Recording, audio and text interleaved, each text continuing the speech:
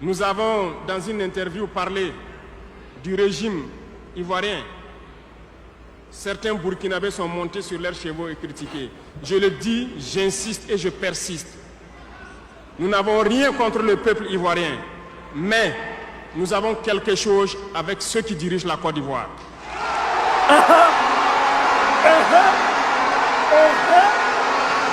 Nous le disons et nous le répétons encore.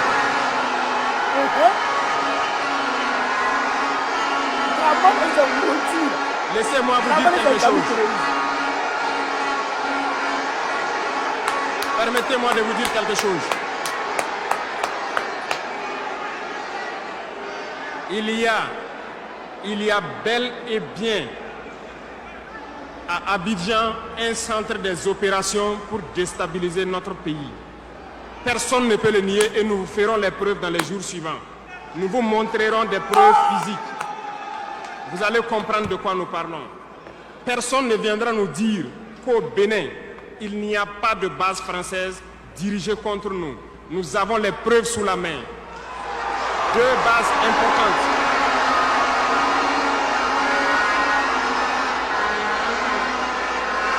Nul ne peut le contester. Et je les mets au défi. Et nous n'avons rien contre le peuple béninois. Là, nous avons un problème avec la politique des dirigeants béninois. Et nous le disons haut et fort encore. Dans cette diplomatie, nous avons décidé de dire la vérité. Il y a bel et bien 2 bases. Une vers Kandi et l'autre en allant vers Porga ou je ne sais pas quelle localité.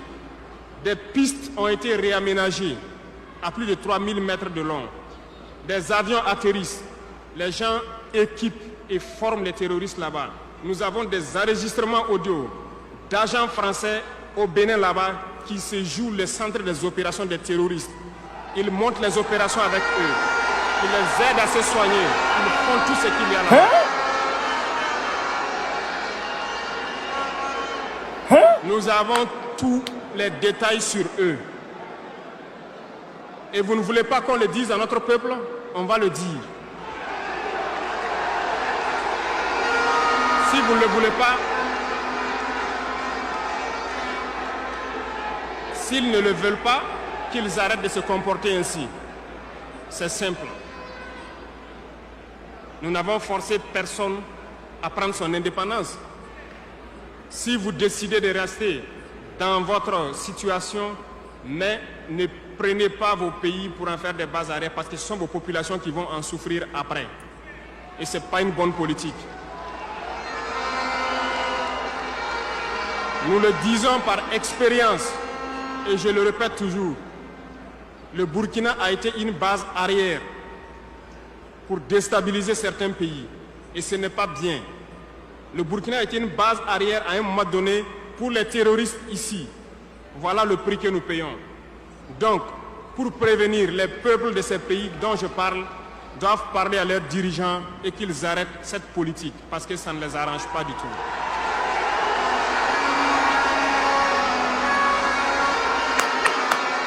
Pour venir, parce que malgré vos cotisations, je vous le disais tantôt, certaines puissances ont refusé de nous vendre les équipements, ont bloqué les équipements que nous avons achetés dans certains pays parce qu'ils ont la licence de certains composants. Et ces puissances exploitent des minerais au Burkina Faso. Je le dis ici, haut et fort et solennellement. Ça va s'arrêter. Nous allons retirer des permis d'exploitation. Nous n'allons pas permettre cela.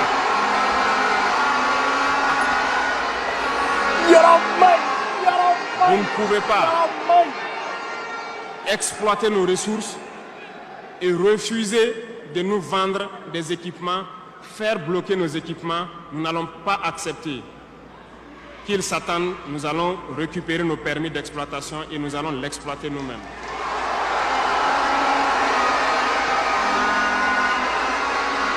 Revenant. Pour conclure sur le volet donc de la défense, nous n'allons pas trop nous étaler là-dessus, mais sachez que tout ce qui est déjà arrivé, les hommes sont en formation là-dessus, d'autres équipements viendront et cette guerre, nous allons la mener.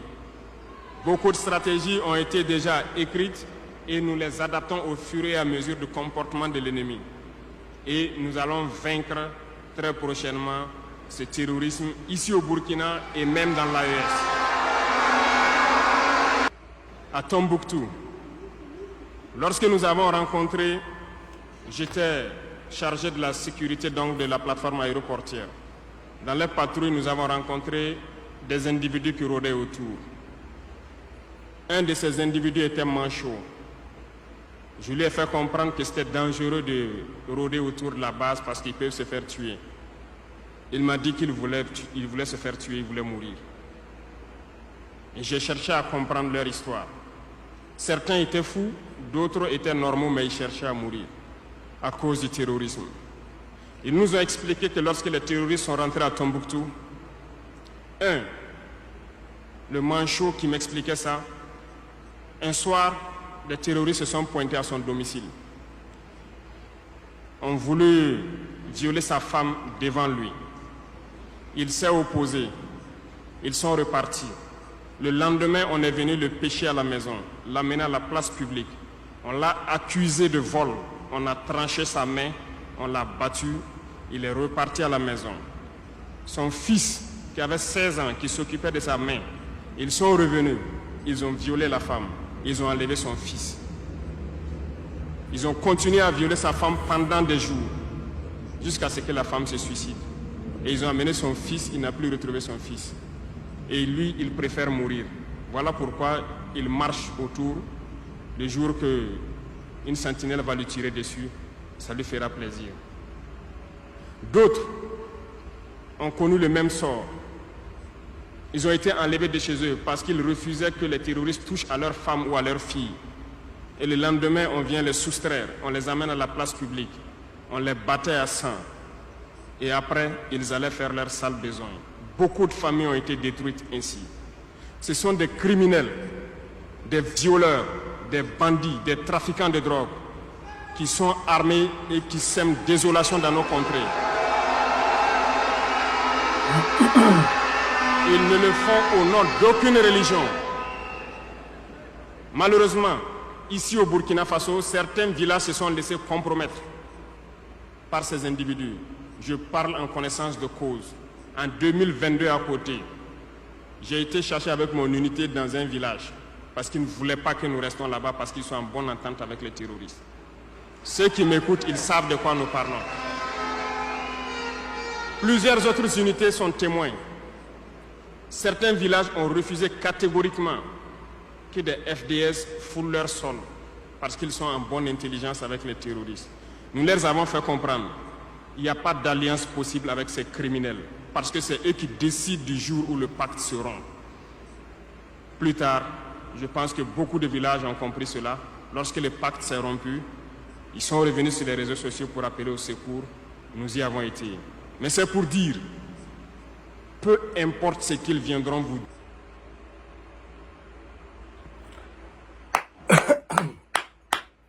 Le discours est loin, hein? Le discours fait près de 2 heures. Je vous invite à aller écouter la totalité du discours sur la RTB. Ah! Parti Sankana. Non, Draman était pris la main dans le sac. C'est ce que nous évoquions à vous dire toujours, que Draman était un déstabilisateur par excellence. C'est lui qui a été choisi par l'Occident pour déstabiliser l'AES, pour déstabiliser tous les présidents qui auront des vérités souverainistes, qui auront des visions souverainistes, des visions panafricanistes, pour le mettre à terre. Il est là pour empêcher l'Afrique de s'en sortir. Draman Ouattara est un malheur pour l'Afrique. C'est-à-dire que c'est la gangrène de l'Afrique. Draman qui est là. Il me dit là les preuves.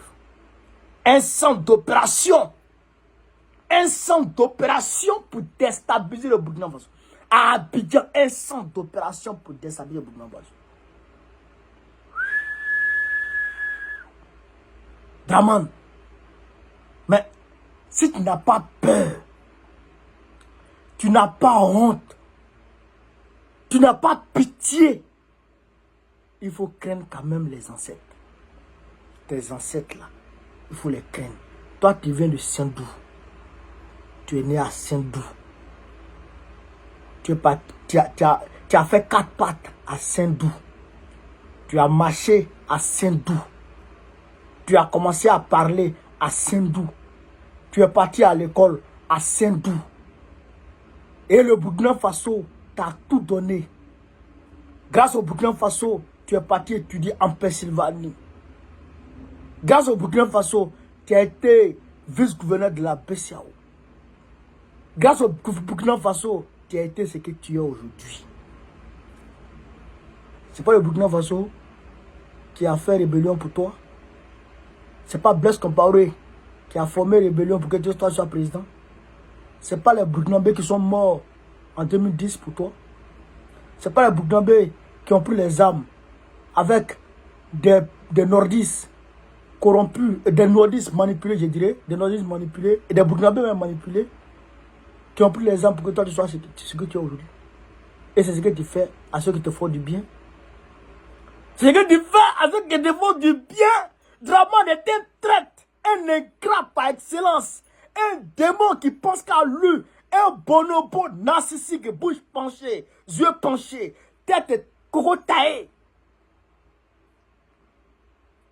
menton tordu,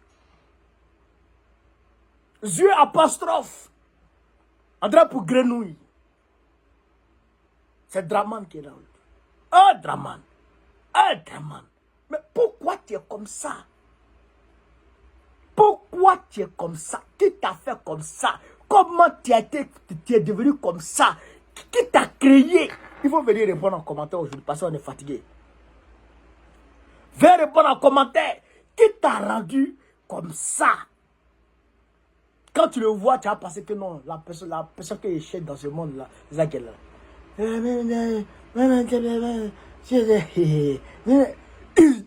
est mauvais. Il est mauvais. Il est mauvais. Draman te oué. Chers camarades. Patrice Talon. Oh, Patrice Soué. Donc, en plus des bases militaires que tu as fait, que tu as permis aux Français de créer au Niger, en plus des pistes d'atterrissage d'avions et de ravitaillement des terroristes, tu as fait 2 bases militaires spécifiquement dédiées à déstabiliser le Burkina Faso. Déstabiliser le Burkina Faso. Vous allez mourir les yeux ouverts. Vous allez mourir les yeux ouverts. C'est pourquoi le président Tiani dit je n'ouvre pas la frontière. Il envoie les gens, il joue les chiens morts, il joue les miskines, il envoie les gens pour aller demander pardon au président Tiani. Mais ce qu'il recherche, c'est que le président Tiani soit pris par émotion et qu'il ouvre la frontière. À ce moment, il fait rentrer les badbouses, il déstabiliser le Niger. Mais on demande au Burkina Faso même de fermer la frontière sur toi. Allons. On demande au Burkina Faso de fermer sa frontière sur toi. Bande de déstabilisateurs. Bande de criminels. Mais, en Côte d'Ivoire, là, l'Afrique encore, les Américains, là, eh bien, ils ont eu le hockey de Grand Ouattara pour créer une base américaine dans le nord de la Côte d'Ivoire, vers Guinée, vers le Mali, vers Guinée, frontière Mali-Burkina, frontière Mali-Guinée. Les Américains. Frère, l'heure est grave. Quand je vous dis l'heure est grave, c'est que l'heure est grave. Yoroman. Si c'est pas hyper, comment on va savoir tout ça là? Monsieur le Président, Capitaine Ibrahim Traoré, il faut dire tout ce que vous savez. Il faut mettre les preuves. On va voir. Il faut mettre les preuves. On va voir. On courir ça sur les réseaux sociaux. Pour que les citoyens puissent voir ça. Voilà. Pour que les citoyens puissent. Tout le monde est sur les réseaux sociaux aujourd'hui. Gabriel Attal. L'extrême droite, c'est grâce à Gabriel Attal. Grâce. Je dis Gabriel Attal, c'est là.